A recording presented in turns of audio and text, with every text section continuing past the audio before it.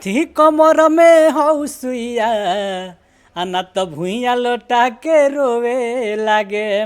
वाह। नया सामान में जोनी आहा। एने पीछे से हम खोनी कहना है जी। कि छत पधनिया सुतल बानी जा प्यार करे खातिर राती में उठल बानी जा एगो बात हमर मानो ये सोनी सोनी सोनी अब होई का होई मानी लो बात तारा लइका होई आहा। लेके तुम जड़ी कुल्ही पे अरे बुची एगो टोटरम कल ए बुची एगो टोटरम कल हाथ फेरना तनी गुली पे। नमस्कार, प्रणाम। हाला जंक्शन में स्वागत बा। आ देखी भोजपुरी के super star SP Sandeep ji से मुलाकात हुआ है, जो कि जो भी गीत गाते हैं सुपर हिट होता है। और इनसे बहुत कुछ हम बात करेंगे, क्योंकि बहुत अश्लील जो है गीत गाते हैं, तो उस सब का भी विषय में हम बात करेंगे। संदीप जी, हाला जंक्शन में स्वागत है। नमस्ते, प्रणाम, जय हो भोजपुरिया समाज। हाला जंक्शन के माध्यम से जितना भैया सब देखा तनी सबके प्रणाम बा, आशीर्वाद की कामना रही। सबसे पहले एगो माई के भजन सुना दीजिए सर। माई के भजन कोई भक्ति जरूर जरूर के सुनावल जाई। माई के भजन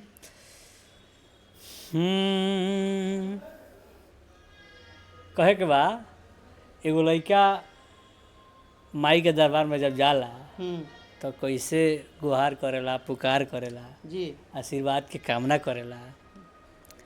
कहला लइका कि लइका लाचार बा करत पुकार बा कहिया ले हमारा के तड़पइबू हो अरे कि कब होई दर्शन तोहार ए माई बोला कब आइबू। सर आप मतलब गायकी लाइन में कब से हैं? लगभग 10 साल। 10 साल? जी। आपको जब आप गायकी लाइन में आए तो सबसे ज़्यादा जो है एक सपोर्ट, एक पिलर का ज़रूरी होता है, वो किसका था? मम्मी का था। जी, सबसे पहला सपोर्ट मम्मी का था। घर से मतलब जो भी पैसा होता था, पापा का पैसा इधर उधर करके देती थी, हम जाके स्टूडियो में देते थे, गाते थे। जी। आप पे ये आरोप लगता है कि आप जो है बहुत अश्लील गीत गाते हैं सर। ऐसा क्यों गाते हैं जो कि समाज के लिए हानिकारक हो? जो अश्लील गीत जो है समाज के लिए बहुत ज़्यादा हानिकारक होता है सर। देखिए, अश्लील गीत ठीक है, आप कहते हैं तो हम मान लेते हैं, लेकिन कुछ अच्छा भी गीत है मेरा। देखिए यूट्यूब खोल के बोलबम का भी गाना है, भक्ति सॉन्ग है, भोजपुरी है, विरह रस का है, सैड सॉन्ग है, लव सॉन्ग है। ये सब चीज़ पे आप क्वेश्चन नहीं कर रहे हैं, लेकिन आप कर रहे हैं कि अश्लील गाना। ऐसा कुछ नहीं। सर आपका एक गाना आया था कि बहुत हल्का मचा दिया था, हाथ फेरो तनी गुली पर। जी, तनी 2 लाइन सर दर्शक का सुनाइए। कहेलू बाबा अब होई का होई मानी लो बात तारा लइका होई लेके तुम जड़ी कुल्ही पे अरे बुची एगो टोटरम कल ए बुची एगो टोटरम कल हाथ फेरना तनी गुली पे। अब बताई, ए बुची तनी टोटरम कल हाथ फेरना तनी गुली पर। सर ये गुली क्या चीज़ हुआ है? गुली जो है उसमें बताया गया जैसे कि औरत गई है लड़का का कामना लेकर बाबा के पास। बाबा बोलते हैं कि जो भी हम कह रहे हैं कीजिए, जैसे कह रहे हैं वैसे। एगो गुली मतलब चंदन का लकड़ी है, उस पर हाथ फेरिए और अपने मन में रखिए, जो आपका कामना होगा पूरा होगा। जी। गाना कवि का मतलब यही है। जी। ये राइटर हरे राम जी का प्रस्तुति है जी, उन्हीं का लिखा हुआ गाना है। तो यही गाना जो है बज रहा है, तो हमारे पास कमेंट आता है कि आप जब भी एसपी संदीप जी से गायक से मिलिएगा जी। तो पूछिएगा कि आप जो है मार्केट में इतना अश्लील क्यों गाते हैं। अश्लील कहाँ है, अभी तो वो गाना मेरा आया है मेरे ऑफिशियल पे, एसपी संदीप ऑफिशियल पे, कि तलेगी नया सामान में जोनी आहा। एने पीछे से हम खोनी, कहना है जी। कि छत पधनिया सुतल बानी जा, प्यारे करे खातिर राती में उठल बानी जा, एगो बात हमर मानो ये सोनी सोनी सोनी, हाथ लेगी नया सामान में जोनी एने पीछे से हम खोनी। तो माने एक गीत में आप क्या खोने का मतलब दर्शा रहे हैं। ये पति और पत्नी का प्यार है, जी मतलब कहीं पे निगाह है कहीं पे निशाना, मतलब कहना कम समझना ज़्यादा, जी ये चीज़ समझिए आप।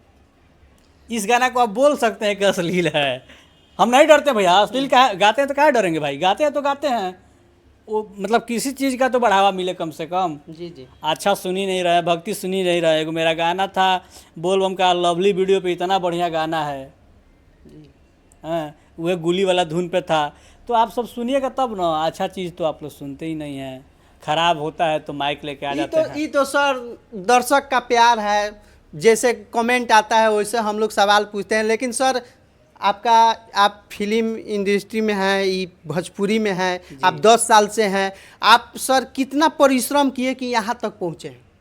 ये सर परिश्रम तो इतना भइल बा कि हमारा लाइफ में गाना बजाने के अलावा अगर कोनो काम करा देम तो हमरा से पहिलका बात होई ना, आ दूसरका अगर ना करेम गाना के काम तो हम भूखे मरेम।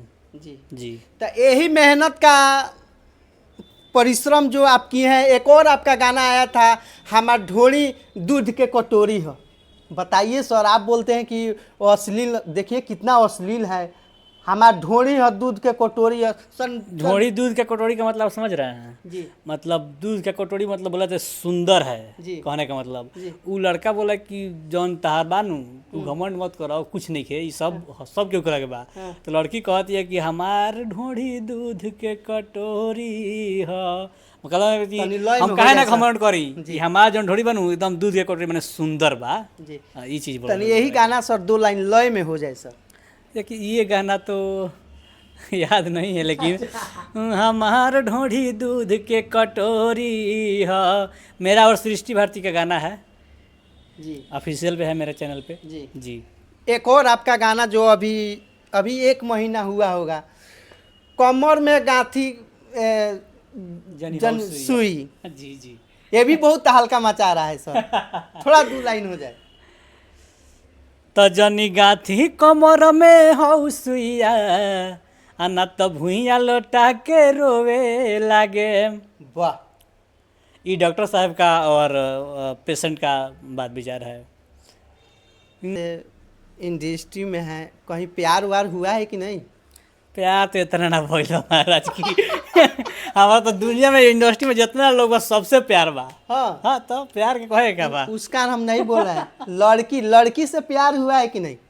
लड़की है नहीं इस लाइन में तो उससे भी प्यार है, ऐसा थोड़ा है कि नहीं है ही। जी अच्छा ये बताइए सर, भोजपुरी में इतना अश्लील क्यों फैल गया है। काहे कि लोग चाहता न कि मतलब बात ही बा कि भैया हम विशेष बताएं रोज से बात कि अच्छा चीज़ लोग के पची ना, जैसे कुत्ता के पेट में घी ना पची, वैसे ही बा कुछ एजा कि हमनी खाली नौजवान हुई ना भैया तो ओकरा के मंदिर में ले जाके बैठा देम ना तो कोनो कांड कर दी जी, वो पूजा पाठ के नाम पर कोनो कांड कर दी, पूजा पाठ ना करी ना कराई। तो हमरा कहे मतलब ई बा कि साधु उहे बनेला जे सब चीज़ चख लेले होके, ना तो नौजवान लड़का के साधु बना दी कही कि रह तनी मीट खा के देखो जाओ ओकर स्वाद कैसन बा, ना खोले तो खइबे करी। तो साधु उहे बनेला जे सब कुछ कर लेले रहेला। असली साधु उहे होला कि सब चीज के माजा अपना जीवन सब में ले काम ले कर बा, लेले। उहे असली साधु होला। लेकिन हमरा कहे के मतलब ई बा कि आप जो है, हम पूछे थे कि आपका कोई प्रेम हुआ है कि नहीं, ये बात हम पूछ रहे थे आपसे। कोई लड़की से चक्कर है कि नहीं। लड़की का चक्कर वाला काम ये सब नहीं। अच्छा नहीं है, था बहुत पहले था लेकिन अब वो सब खत्म हो गया है। शादी हो गया है सर। मेरा ना शादी नहीं हुआ है, अभी कुछ करेंगे, प्लान यही चल रहा है कि कुछ करें, उसके बाद किया जाएगा। आप सर हिट पर हिट गाना दे रहे हैं और आप अभी तक शादी नहीं किए। अच्छा सब बात छोड़िए, गाड़ी कौन से ले रहे हैं सर? गाड़ी लिया जाएगा, गाड़ी का भी कोई प्लान नहीं है भाई मेरे। आपका जो है लाखों करोड़ों आदमी का सर आप प्यार मिल रहा है, आपका गाना का आशीर्वाद मिल रहा है, आपको मिल रहा है। आप सबका आशीर्वाद प्यार है, मिल रहा है, लेकिन क्या है कि ब्लॉक बूस्टर जो गाना होगा ना, उसके बाद शादी विवाह, घर द्वार, गाड़ी उड़ी सब देखा जाएगा, जैसे होगा वैसे समय के हिसाब से। अभी बहुत उम्र बाकी है ना जी जी। तो ये जो अभी एक मामला आया था जी किरण सिंह रोशन अली का, उसके बारे में क्या बोलिए? देखिए, उसके बारे में हमको मत डालिए, जी जो हो रहा है सब सही हो रहा है। तो जाते जाते हाला जैक्सन को क्या बोलिएगा सर?